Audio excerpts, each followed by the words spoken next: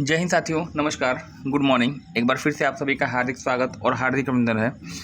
Uttar Pradesh police भर्ती परीक्षा री एग्जाम 2024 जो आपका 23 अगस्त से स्टार्ट होने वाली है। 23, 24, 25 ये 3 दिन आपके 2 शिफ्ट में, और उसके बाद आपका 30 और 31 अंतिम 2, मतलब कहने का कि 5 दिन में ये पेपर आपका होने वाला है। कुल आपकी 10 शिफ्ट होगी। इस परीक्षा को ध्यान में रखकर मैंने आपको जो है मिक्सअप आपको दिया था, लगभग 12 सेट मैंने आपको प्रोवाइड किए हैं। उम्मीद है कि आप सभी ने उसका नोट तैयार किया होगा। आज से कुछ श्रृंखला आपकी अलग होगी। यहाँ से मान के चलिएगा जीएस के जितने सेक्शन होते हैं, जैसे आपका पर्यावरण विज्ञान हो गया, जैसे आपका इतिहास, भूगोल, संविधान है ना, या विज्ञान आपका हो गया, स्टैटिक जीके आपका हो गया, इनके विशेष महत्वपूर्ण प्रश्न अभी तक जो आपने सॉल्व किया है वह आत्म मूल्यांकन किया था कि अगर मिक्सअप रहेंगे तो हमारा प्रदर्शन कैसा रहेगा। अगले 7 या 8 वीडियो में एक एक 2-2 दिन के अंतराल पर मैं आपको प्रोवाइड कराऊंगा। और स्पेशली सब्जेक्ट वाइज अगर कहा जाए इतिहास से जितने भी आपके प्रश्न बन सकते हैं, अब तक पूछे गए हैं, उनका संकलन होगा। संख्या कितनी भी रहे, 50, 100, 80 कुछ भी आपकी रह सकती है ना। तो ऐसे ही सब्जेक्ट वाइज मैं आपको कुछ महत्वपूर्ण प्रश्न आपको यहाँ देता हूँ, उनका व्याख्या मैं आपको देता हूँ। निश्चित रूप से जो है वो आपके लिए लाभकारी रहेगा। वीडियो थोड़ा सा लंबी होगी निश्चित रूप से, लेकिन थोड़ा सा धैर्य रख के चलिएगा, क्योंकि प्रश्नों से ज़्यादा महत्वपूर्ण होगी इसके ऑप्शन की व्याख्या। अगर आप इस वीडियो को देख लेते हैं तो निश्चित रूप से जो है पर्यावरण से संबंधित कोई भी प्रश्न अगर आपसे आए तो आप गलत नहीं करेंगे। चलिए ये शुभारंभ करते हैं, और ऐसे ही सब्जेक्ट वाइज आपका आगे भी कंटिन्यू रहेगा। चलिए प्रश्न संख्या 1 की अगर बात करिएगा, पर्यावरण विज्ञान के अंतर्गत ये पहला क्वेश्चन जो आपका है, पूछा गया है कि संयुक्त राष्ट्र संघ ने वर्ष 2023 को किस रूप में मनाने का निर्णय किया है। स्वच्छता वर्ष दिया है, दलहन वर्ष दिया है, बाजरा वर्ष दिया है और सतत विकास वर्ष दिया है। संयुक्त राष्ट्र संघ, पहले मैं प्रश्न का उत्तर दूंगा और इसके पश्चात इसके ऑप्शन की व्याख्या जो उत्तर से ज़्यादा भी क्या होगी, महत्वपूर्ण होगी। प्रश्न आपसे पूछा गया था कि संयुक्त राष्ट्र संघ के द्वारा वर्ष 2023 को किस रूप में मनाने का निर्णय लिया गया है। तो ये आपने बताया ऑप्शन सी यहाँ पे होगा राइट, बाजरा वर्ष है ना। बाजरा वर्ष 2023 बता दीजिएगा। अगर आपसे यहीं पे पूछ देता कि बाजरा महोत्सव का आयोजन वर्ष 2023 में किस स्थान पर किया गया, किस शहर में किया गया, तो वह आपका शहर हो जाएगा उत्तर प्रदेश का आगरा। तो बाजरा से संबंधित 2 चीज़ें आप याद रखिएगा। बाजरा वर्ष आपसे पूछा जाए वर्ष 2023, बाजरा महोत्सव का आयोजन कहाँ पे किया गया, आगरा उत्तर प्रदेश में। अगर आपसे पूछ देता कि सतत विकास वर्ष किस वर्ष आपका आयोजित किया गया, तो वर्ष 2021। सतत विकास वर्ष आपका 2021 था। और कमेंट सेक्शन में आप मुझे कमेंट करके बताइएगा कि दलहन वर्ष संयुक्त राष्ट्र संघ के द्वारा किस वर्ष अनाउंस किया गया था, किस वर्ष घोषित किया गया था। चलिए प्रश्न संख्या 2 की अगर मैं बात करूं तो यहाँ पे आपका दिया गया है निम्नलिखित में से किस वर्ष पर्यावरण संरक्षण अधिनियम पारित किया गया था। पर्यावरण संरक्षण अधिनियम, पर्यावरण संबंधित महत्वपूर्ण फैक्ट अधिनियम जो है हमेशा एग्जाम में पूछे जाते हैं। एक प्रश्न और जितने अधिनियम है मैं यहीं पे आपको कवर करने का प्रयास करूँगा। पर्यावरण संरक्षण अधिनियम किस वर्ष पारित किया गया था, वर्ष 1972, 1980, 1986 या फिर 1981। देखिए पर्यावरण संरक्षण अधिनियम तो आपका आया था 1986 में। इस प्रश्न का जो उत्तर है वह तो आपका होगा 1986। अगर हम 1972 की बात करेंगे, 1972 में आपका आया था वन और वन्यजीव संरक्षण अधिनियम, इम्पॉर्टेंट होगा। बी 1980 में आपका वन संरक्षण अधिनियम आपका था। 1981 की अगर बात करिएगा तो 1981 में आपका वायु संरक्षण या वायु प्रदूषण नियंत्रण अधिनियम आपका था। अगर आपसे पूछ देता है जल संरक्षण वर्ष अधिनियम आपका क्या था, तो आपका 1974 बताइएगा। इसके अलावा अगर आपसे पूछ देता जैव विविधता संरक्षण अधिनियम कब आपका आया था, तो उत्तर आपका हो जाता 2002 में। तो इतने अधिनियम है पर्यावरण के संबंध में। एक तो आपका वन्यजीव संरक्षण अधिनियम आपसे पूछा जाता है, एक आपसे पूछा जाता है 1980 में वन संरक्षण अधिनियम, 1986 में पर्यावरण संरक्षण अधिनियम और 2002 में आपका जैव विविधता संरक्षण अधिनियम। नेक्स्ट प्रश्न संख्या अगर मैं 3 की बात करूं तो यहाँ पे आपका दिया गया है विश्व पर्यावरण दिवस किस वर्ष मनाया गया, किस वर्ष मनाया जाता है। वर्ष यहाँ पे नहीं होगा, किस तिथि को होना चाहिए। पर्यावरण संबंधी जितने दिवस है ना, सबको एक तरफ से याद रखिएगा, क्योंकि पर्यावरण एक ज्वलंत मुद्दा है। निश्चित रूप से जो है आपके एग्जाम में 10 शिफ्ट में कोई ना कोई पर्यावरणीय दिवस आपसे हमेशा पूछा जाएगा। 22 अप्रैल, 16 सितंबर, 22 मार्च या फिर 5 जून। तो पर्यावरण दिवस कब मनाया जाता है? तो इसका तो उत्तर हो जाएगा यहाँ पे 5 जून। अगर हम 22 अप्रैल की बात करें तो 22 अप्रैल को आपका पृथ्वी दिवस आपका होता है। 16 सितंबर को विश्व ओजोन संरक्षण दिवस आपका होगा। 22 मार्च आपका जल दिवस होगा। देखिए, 20 मार्च गौरैया दिवस याद रखिए, 21 मार्च विश्व वानिकी दिवस याद रखिए, 22 मार्च जल दिवस याद रखिए, 23 मार्च विश्व मौसम विज्ञान दिवस याद रखिए और 24 मार्च विश्व तपेदिक दिवस आप याद रखेंगे। अगर आपसे पूछ दे वेटलैंड डे कब मनाया जाता है, आर्द्र भूमि दिवस कब मनाया जाता है, 2 फरवरी बताइएगा। और अगर आपसे यह भी पूछ दे कि आपका विश्व महासागर दिवस कब है, तो 8 जून आपका विश्व महासागर दिवस होता है। तो ये कुछ महत्वपूर्ण दिवस है पर्यावरण के संबंध में। बाघ दिवस आपसे पूछा जाता है, 29 जुलाई आप बताते हैं। पहली बार बाघ दिवस कब मनाया गया था? वर्ष 2010 में। और कहाँ मनाया गया था? सेंट पीटर्सबर्ग में। नेक्स्ट प्रश्न संख्या अगर मैं 4 की बात करूं तो यहाँ पे आपका दिया गया है घास वन में पाई जाने वाली खाद्य श्रृंखला का सही क्रम है। खाद्य श्रृंखला, आहार जाल, आहार श्रृंखला आपने पढ़ा है। घास में पाई जाने वाली सही आहार श्रृंखला पूछी गई है। घास, हिरन, जू, शेर। देखिए ऑप्शन सी मुझे यहाँ पे लग रहा है, घास को हिरन खाएगा, हिरन को शेर खाएगा और शेर को कौन खाएगा? उनके शरीर पे परजीवी होते हैं जो कि जू होते हैं, वो खाएंगे, है ना। तो सी आपका यहाँ पे उत्तर हो जाएगा राइट। प्रश्न संख्या 5, 10% नियम जो है वह किस वैज्ञानिक के द्वारा दिया गया है? ओडम, लिंडमैन, टांसले या फिर अब्बाउ। इस प्रश्न का जो सही उत्तर है 10% नियम किसने दिया? तो ऑप्शन बी यहाँ पे हो जाएगा लिंडमैन, ठीक है ना। टांसले ने पारिस्थितिकी तंत्र के लिए जो है इकोसिस्टम शब्द का प्रयोग किया था, ये भी आपको नोट करना होगा। आप कापी पेन लेके बैठिएगा, थोड़ी सी क्लास लंबी हो सकती है। जो चीज़ें मैं व्याख्या के रूप में बता रहा हूँ इसको आप जरूर नोट करिएगा। पर्यावरण से एक भी क्वेश्चन गलत नहीं होगा, मैं आपको इसकी गारंटी लेता हूँ। प्रश्न संख्या 6 की बात करिएगा, निम्नलिखित में से किसके द्वारा इकोलॉजी शब्द का प्रयोग किया गया है? इंपॉर्टेंट क्वेश्चन होगा और पहले की तरह मैं कहूँगा कि प्रश्नों के उत्तर से ज़्यादा महत्वपूर्ण होगी इसकी व्याख्या, तो इसको आप जरूर सुनिएगा। निम्नलिखित में से किसके द्वारा इकोलॉजी शब्द का प्रयोग किया गया है? अर्नेस्ट हैकेल, डब्ल्यू जी रोशन, नॉर्मन मायर्स या ए.जी. टांसले। इकोलॉजी की बात हो रही है और इकोलॉजी पारिस्थितिकी के लिए इकोलॉजी शब्द किसने प्रयोग किया था? अर्नेस्ट हैकेल ने। डब्ल्यू जी रोशन की बात करिएगा, इन्होंने जैविकता के लिए बायोडाइवर्सिटी शब्द का प्रयोग किया था। नॉर्मन मायर्स की बात करिएगा, इन्होंने हॉट स्पॉट शब्द का प्रयोग किया है। और ए.जी. टांसले, जैसा कि मैंने पहले बताया कि इन्होंने पारिस्थितिकी तंत्र के लिए हॉट स्पॉट शब्द का पारिस्थितिकी तंत्र के लिए इन्होंने इकोसिस्टम का प्रयोग किया है। तो चारों ही शब्द आपसे पूछे जाते हैं, ecology, Ernest Haeckel, biodiversity, W G Rosen, hot spot, Norman Myers और ए.जी. टांसले, इकोसिस्टम, है ना। चलिएगा प्रश्न संख्या अगर मैं यहाँ पे 7 की बात कर लूँ तो यहाँ पे दिया गया कि भारत का पहला कवक पार्क कहाँ स्थापित किया गया? भारत का पहला कवक पार्क कहाँ पर स्थापित किया गया? लाइकेन पार्क कहाँ स्थापित किया गया? जैसा कि आप जानते हैं लाइकेन जो है जल प्रदूषण और वायु प्रदूषण के मध्य कड़ी होते हैं, सूचक होते हैं वायु प्रदूषण के। और कवक पार्क कहाँ स्थापित हुआ है? तो ऑप्शन ए बताइएगा, पिथौरागढ़। और पिथौरागढ़ आपका पड़ता कहाँ पे है? तो उत्तर आपका होगा उत्तराखंड में।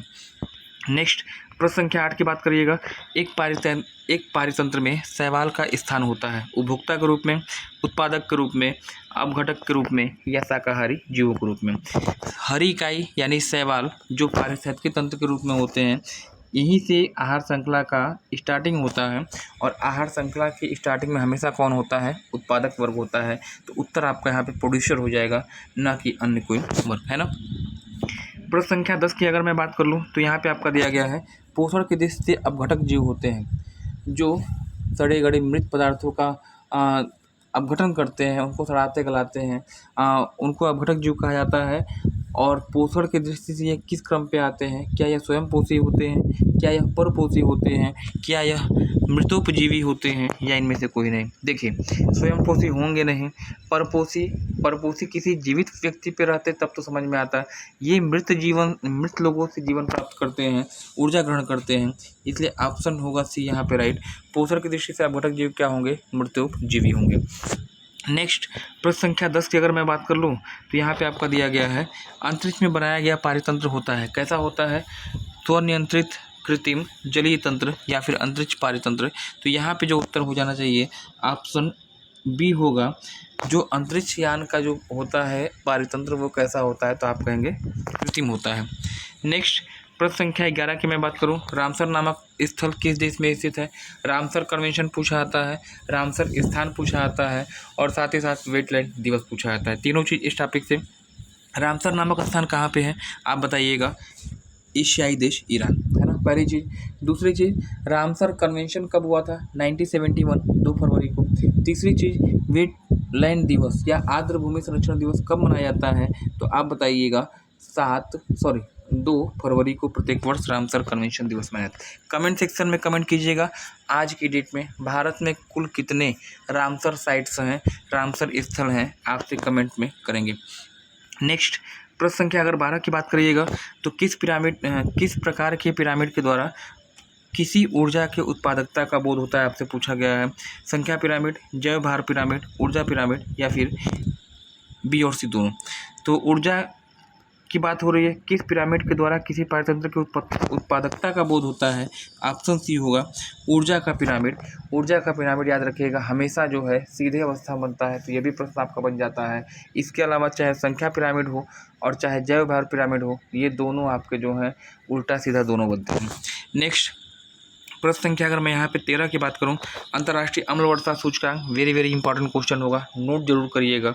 उत्तर, अंतर्राष्ट्रीय अम्ल वर्षा सूचना केंद्र कहाँ पे स्थापित किया गया? वियना दिया है, टोक्यो दिया है, शंघाई दिया है, ओस्लो दिया है। सबसे अधिक अम्ल वर्षा से प्रभावित देश कौन है? नॉर्वे। और नॉर्वे की राजधानी आप बताएंगे? ओस्लो, है ना। तो नॉर्वे में जो है भारत का या कहिएगा विश्व का सबसे पहला अंतर्राष्ट्रीय अम्ल वर्षा सूचना केंद्र स्थापित किया गया था ओस्लो में। और ओस्लो वह क्षेत्र, नॉर्वे वह देश जिसे आप कंट्री ऑफ मिडनाइट सन यानी मध्य रात्रि के सूर्य के रूप में जानते हैं। 21 जून को यहाँ रात भर आपको सूर्य दिखाई देता है, यानी कंट्री ऑफ मध्यरात्रि का सूर्य कह लीजिएगा। पहली चीज़, ओस्लो से ही शांति का नोबेल पुरस्कार भी दिया जाता है। नोबेल पुरस्कार 6 क्षेत्रों में दिया जाता है और आपका ओस्लो जो है वो कहाँ पे होगा? यहाँ से, है ना, शांति का नोबेल पुरस्कार। प्रश्न संख्या 14 की बात कर लीजिएगा तो यहाँ पे आपका दिया गया है प्राकृतिक वनस्पतियों का सर्वाधिक विकसित क्षेत्र। निम्नलिखित में से कौन सी प्राकृतिक वनस्पतियाँ सबसे अधिक मात्रा में पाई जाती हैं? सदाबहारी वन दिया है, मानसूनी वन दिया है, शंकुधारी दिया है, टाइगर वन। किस वनस्पति का सर्वाधिक विस्तार है? अगर आप सदाबहारी वन सोच रहे हैं तो आप गलत हैं। उत्तर आपका यहाँ होगा ऑप्शन बी, मानसूनी one is the right answer. Next प्रश्न संख्या 15 की बात कर लीजिएगा। सोलर कुकर सूर्य की किन किरणों को ऊर्जा के रूप में ग्रहण करता है? पराबैंगनी किरण, दृश्य प्रकाश, अवरक्त किरण या फिर इनमें से कोई नहीं। सीधा साधा उत्तर है, कोई दिक्कत आप करेंगे नहीं। ऑप्शन सी, अवरक्त किरणों का प्रयोग किया जाता है ऊर्जा के रूपांतरण में, पहली चीज़। और यही याद रखिएगा, पूछा जाता है कि टीवी जो रिमोट होता है टीवी का या किसी भी चीज़ का रिमोट होता है, रिमोट सेंसिंग में किस किरणों का प्रयोग होता है? तो वो भी आपके अवरक्त किरणें होंगी। दोनों प्रश्न आपसे बन जाते हैं। नेक्स्ट प्रश्न संख्या 16 की बात करिए। जलवायु परिवर्तन सूचकांक 2021 में भारत किस स्थान पे था? 2021 की बात हो रही है और यहाँ पे जो उत्तर आपका हो जाएगा ऑप्शन 7 मतलब डी हो जाएगा। भारत की स्थिति क्या थी? 7वें नंबर पे।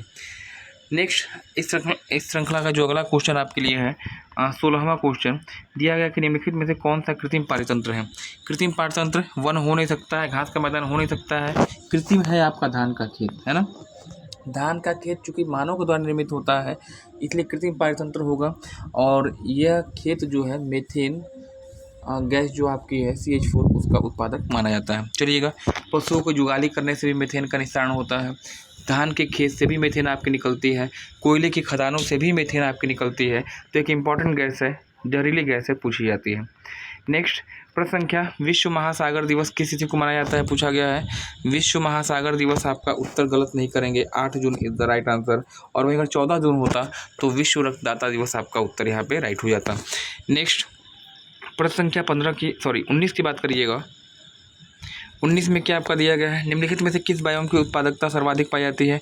कौन सा बायोम सबसे अधिक उत्पादक है पूछा गया है। तो यहाँ पे जो है आपका क्या हो जाएगा? विषुवत रेखीय बायोम आपका सबसे अधिक उत्पादक आपका होगा, और साथ ही साथ सर्वाधिक जैविकता अगर पूछी जाती है किस बायोम की है तो वो आपकी विषुवत रेखीय की होगी। लेकिन अगर पूछते सर्वाधिक विस्तार किस बायोम का है तब तो आपका मानसूनी बायोम आपका हो जाएगा। नेक्स्ट प्रश्न संख्या 20 की बात करिएगा।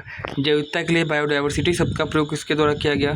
Norman Myers, Ernst Haeckel, Britney Spears या फिर इनमें से कोई नहीं।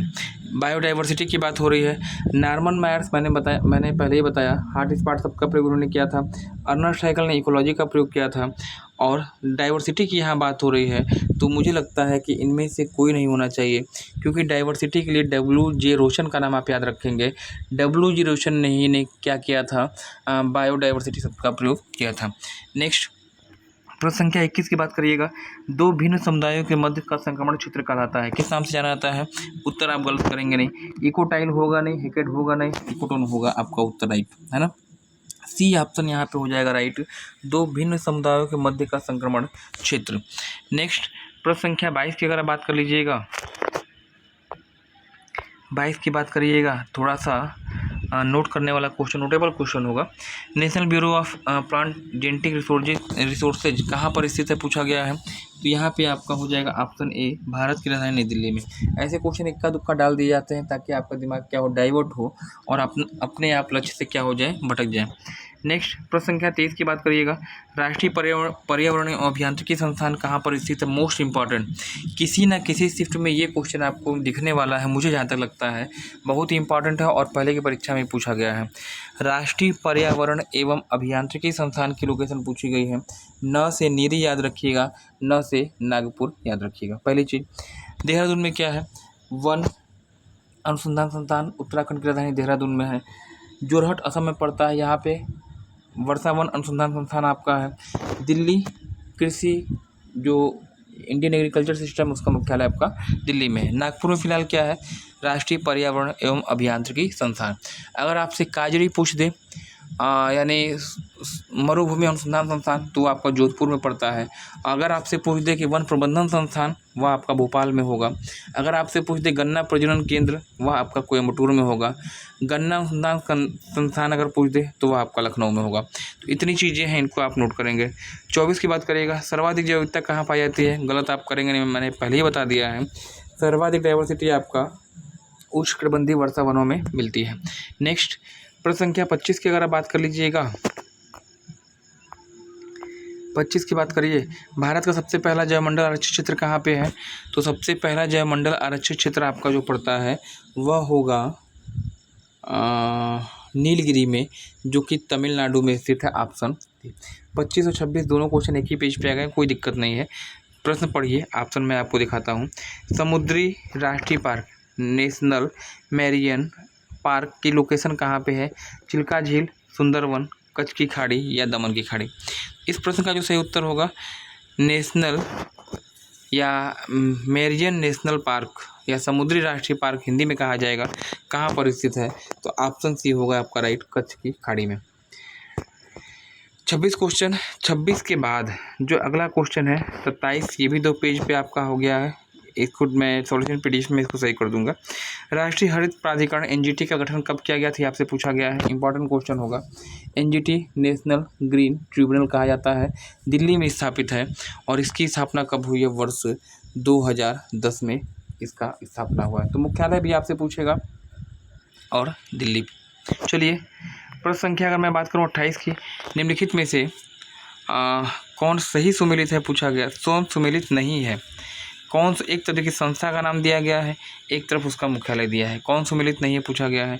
यूएनईपी यानी यूनाइटेड नेशन इन्वायरमेंटल प्रोग्राम, संयुक्त राष्ट्र पर्यावरण कार्यक्रम का मुख्यालय नैरोबी में, WWF का मुख्यालय ग्लैंड स्विट्जरलैंड में और आईयूसीएन का मुख्यालय जिनेवा दिया है। आईयूसीएन यहाँ पे जो है सुमेलित नहीं मुझे लगता है, क्योंकि सी यहाँ पे उत्तर राइट होगा।